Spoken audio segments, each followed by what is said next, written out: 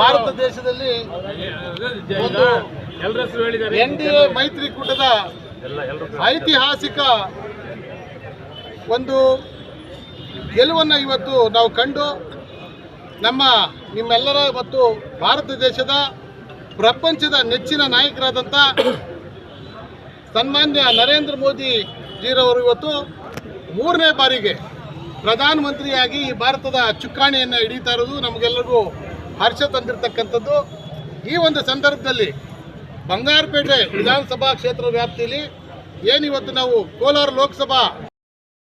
ಜಾತ್ಯತೀತ ಜನತಾದಳದ ಅಭ್ಯರ್ಥಿಯಾದ ಮಲ್ಲೇಶ್ ಬಾಬುರವರು ಒಂದು ಐತಿಹಾಸಿಕ ಗೆಲುವನ್ನು ಕಂಡು ಇವತ್ತು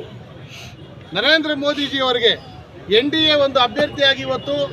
ಬೆಂಬಲವನ್ನು ಸೂಚಿಸಿ ಇವತ್ತು ಬಂಗಾರಪೇಟೆ ತಾಲೂಕಿನಲ್ಲಿ ಇವತ್ತು ಭಾರತೀಯ ಜನತಾ ಪಕ್ಷದ ಮುಖಂಡರು ಮೇಲಾಗಿ ಈ ಒಂದು ಪಕ್ಷದ ಧುರೀಣರಾಗಿರ್ತಕ್ಕಂಥ 4 ಬಾರಿ MLA ಆಗಿರ್ತಕ್ಕಂಥ ಎಂ ನಾರಾಯಣ ಸಣ್ಣವರು, ಇನ್ನೊಬ್ಬ ಧುರೀಣರು ನನ್ನ ಗುರುಗಳಾದಂಥ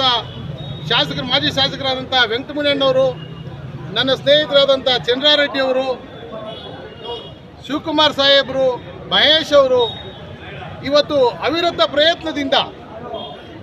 ಜಾತ್ಯತೀತ ಜನತಾದಳದ ಎಲ್ಲ ಮುಖಂಡರು ಮತ್ತು ಕಾರ್ಯಕರ್ತರ ಒಂದು ಪರಿಶ್ರಮದಿಂದ ಇವತ್ತು ಬಂಗಾರಪೇಟೆಯಲ್ಲಿ ನಾವು 28,000 ಮತಗಳಿಗಿಂತ ಹೆಚ್ಚು ಮತಗಳನ್ನು ಇವತ್ತು ಮಲ್ಲೇಶ್ ಬಾಬು ಅವರಿಗೆ 2 ಬಾರಿ ಸೋತರು ಕೂಡ ಅವರನ್ನು ಇವತ್ತು ನಾವು ಪಾರ್ಲಿಮೆಂಟಿಗೆ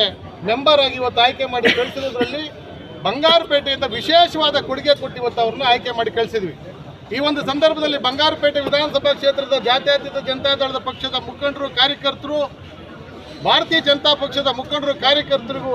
ವಿಶೇಷವಾಗಿ ನಾನು ಅಭಿನಂದನೆಗಳು ಸಲ್ಲಿಸ್ತಾ ಈ ಒಂದು ಸಂದರ್ಭದಲ್ಲಿ ಈ ಒಂದು ಕಾರ್ಯಕ್ರಮದಲ್ಲಿ